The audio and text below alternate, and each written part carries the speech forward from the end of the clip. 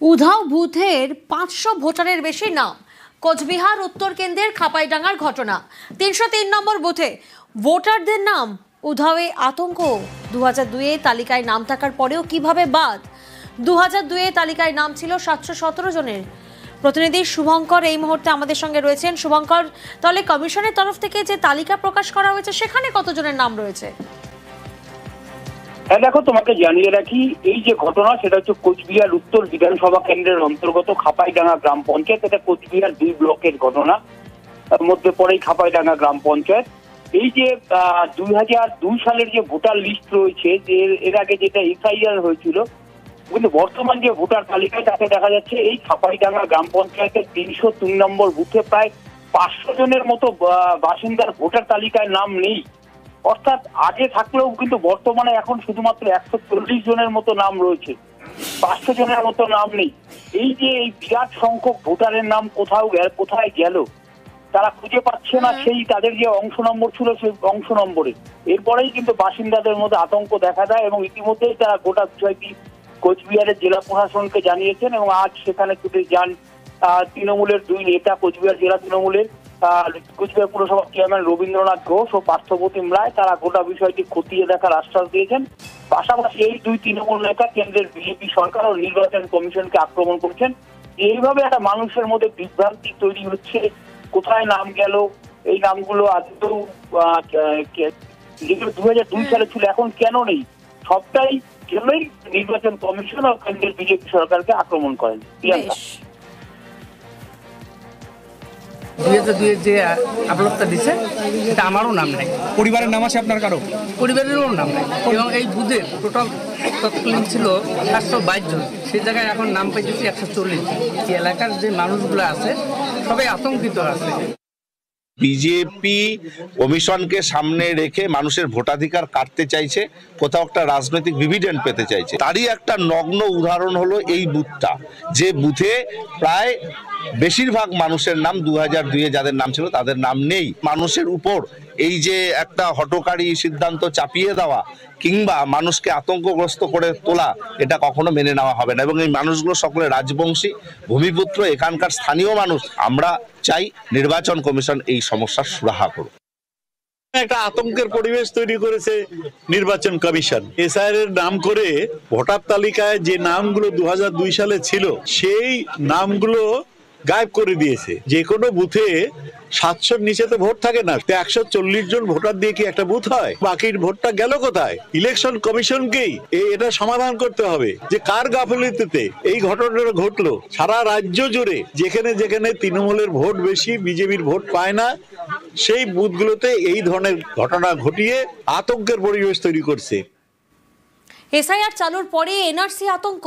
অভিযোগ, এই ভয়েই আত্মঘাতী হন আগরপাড়ার প্রদীপ কর। দেহের পাশ থেকে মেলে সুইসাইড নোট, কিন্তু তাঁর ডান হাতের 4টে আঙুল কাটা। তাহলে তিনি লিখলেন কি করে? আর এই নিয়েই প্রশ্ন তুলছে বিজেপি। পাল্টা জবাব দিয়েছে তৃণমূল। উত্তর 24 পরগনার আগরপাড়ার বাসিন্দা প্রদীপ কর। অভিযোগ, মঙ্গলবার তিনি আত্মঘাতী হন। প্রতিবেশীদের দাবি, মঙ্গলবার থেকে এসআইআর চালুর পর থেকেই দুশ্চিন্তায় ছিলেন। এসআইআর কি, নাম বাদ গেলে কি হবে, এ নিয়ে প্রতিবেশীদের কাছে খোঁজ খবরও নিচ্ছিলেন। এরই মধ্যে মঙ্গলবার বাড়ি থেকে ঝুলন্ত দেহ উদ্ধার। তার দেহের পাশ থেকে মেলে ডায়েরি, যাকে সুইসাইড নোট হিসেবে দেখছে পুলিশ। সেখানে লেখা, আমার মৃত্যুর জন্য দায়ী এনআরসি। এ নিয়ে তো রাজ্য রাজনীতিতে শোরগোল পড়ে যায়। এরই মাঝে বিতর্ক তৈরি হয়েছে মৃতের ডান হাতের আঙুল নিয়ে। একটা মানুষের একটা ডান আঙ্গুল না থাকলে, একটা ডান আঙ্গুল না থাকলে যেটা হতে পারে একটা স্বাভাবিক বিষয়, সেটা বুঝে নিতে হয়। মানে ডান হাতের কোনো আঙুলই ছিল না, মানে অর্ধেক আঙ্গুল ছিল না। হাত ছিল। খাওয়া দাওয়া কি ডান হাতে না বাঁ হাতে করতে হলো নাকি? এ নিয়ে ময়দানে নেমে পড়েছে বিজেপি। তো পুরো সাজানো, সব লোক জানে। এখন 7ই ফেব্রুয়ারি পর্যন্ত গাছ থেকে পড়ে গেলে, বাজ পড়ে মারা গেলেও এইসব করবে। সম্পূর্ণ মিথ্যা, সাজানো। ওই হাতের অক্ষরও উনার নয়। এদের যদি জম থাকে ওই চিঠিটা সেন্ট্রাল ফরেন্সিক ল্যাবে পাঠানো। ও রাজ্য সরকারের ফরেন্সিক, এখানে কি হয় ফরেন্সিক জানে। সেন্ট্রাল ফরেন্সিক ল্যাবে হোক এবং হাইকোর্টের তত্ত্বাবধানে হোক। বলছি দাদা, একজন তাহলে দুধ কা দুধ পানি কা পানি হয়ে যাবে। প্রদীপ করকে দেখা যাচ্ছে তিনি রান্না করছেন, তার বাঁ হাতকে মূলত ব্যবহার করছেন খুন্তিটির জন্য, এবং একটা পিকনিকে, মানে বাড়ির ছোট্ট 4টে আলু নয়, ওটার মধ্যে অন্তত 40 পিস আলু আছে, এবং খুব সক্রিয়ভাবে রান্না করছেন। ফলে একজনের মৃত্যু নিয়ে ডান হাত অকেজো লিখলেন কি করে, তার মৃত্যু নিয়ে কটাক্ষ না করে আমার মনে হয় this is a unfortunate case and related to this panic of SIR NRC related panic. বৃহস্পতিবার খড়দা থানায় যায় প্রদীপ করের পরিবার। SIR NRC আতঙ্কে প্রদীপ আত্মহত্যা করেন বলে লিখিত অভিযোগ জানান, তদন্তের দাবি করেন। এই ইস্যুতে পথে নেমে পড়েছে তৃণমূল। জাস্টিস ফর প্রদীপ কর এই স্লোগান তুলে বৃহস্পতিবার আগরপাড়ায় মিছিল করে তৃণমূল।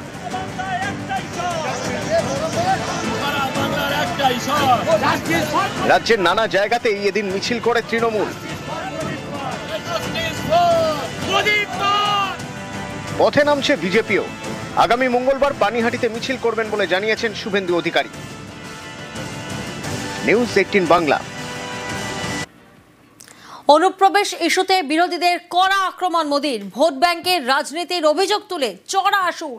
সব অনুপ্রবেশকারীকে দেশ ছাড়া করা হবে, হুঙ্কার প্রধানমন্ত্রীর। वोट बैंक की राजनीति के लिए राष्ट्र की सुरक्षा को जानबूझकर खतरे में डाला गया। जब हम इस विषय को गंभीरता से उठा रहे हैं तो कुछ लोग देश हित से ज्यादा अपने स्वार्थ को ऊपर रख रहे हैं। ये लोग घुसपैठियों को अधिकार दिलाने के लिए राजनीतिक लड़ाई लड़ रहे हैं। इनको लगता है कि देश एक बार टूट गया, आगे भी टूटता रहे।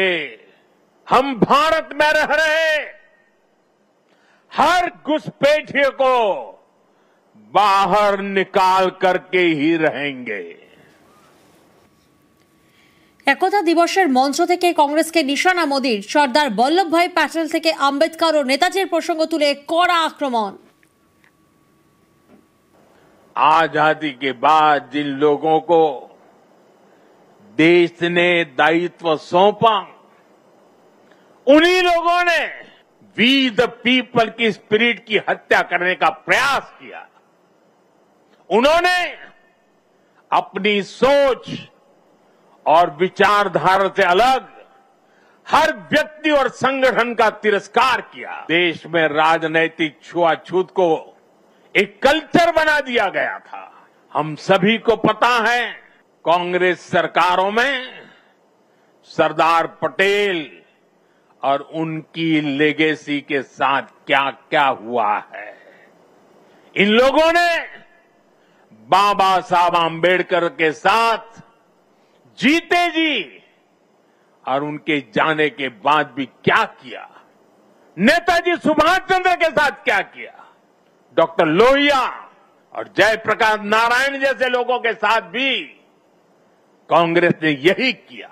हमें गर्व है देश को बांटने वाली इस राजनीतिक छुआछूत को खत्म किया है। কংগ্রেসের বিরুদ্ধে মিথ্যাচার, ইতিহাস মুছে ফেলার চেষ্টা নরেন্দ্র মোদীর। পাল্টা তো মল্লিকার্জুন খাড়গে। 1964 में RSS और जमात इस्लामी से सरकारी कर्मचारियों के जुड़ाव पर रोक लगा वल्लभ भाई पटेल के जमाने में ही लग गई। कांग्रेस को हर बात के लिए दोष देते हैं, लेकिन आपके करतूत क्या है वो आप देख लीजिए। आपको कुर्सी मिली इसीलिए पूरा इतिहास को मिटाने का कोशिश मत करो। ये हमेशा पंडित जवाहरलाल नेहरू जी और वल्लभ भाई पटेल को झगड़ा लगाने की कोशिश है। नेहरू जी ने खुद यह कहा है भारत की एकता का शिल्पी, और पटेल जी ने नेहरू को कहा देश के आदर्श और जनता के नेता। পরিবারতন্ত্র থেকে সন্ত্রাসবাদ, একের পর এক ইস্যুতে কংগ্রেসকে নিশানা মোদীর। কাশ্মীরের প্রসঙ্গ টেনেও হাত শিবিরকে তো। सरदार साहब ने देश की संप्रभुता को सबसे ऊपर रखा, लेकिन दुर्भाग्य से सरदार साहब के निधन के बाद के वर्षों में देश की संप्रभुता को लेकर तब की सरकारों में उतनी गंभीरता नहीं रही। सरदार साहब की नीतियों पर चलने की जगह रीढ़ विहीन रवैये को चुना। जैसे उन्होंने बाकी रियासतों का विलय किया, वैसे ही पूरे कश्मीर का विलय हो, लेकिन नेहरू जी ने उनकी वो इच्छा पूरी नहीं होने दी। कश्मीर को अलग संविधान और अलग निशान से बांट दिया गया। कांग्रेस की लचर नीतियों के कारण कश्मीर का एक हिस्सा के अवैध कब्जे में चला गया। पाकिस्तान ने आतंकवाद को हवा दी।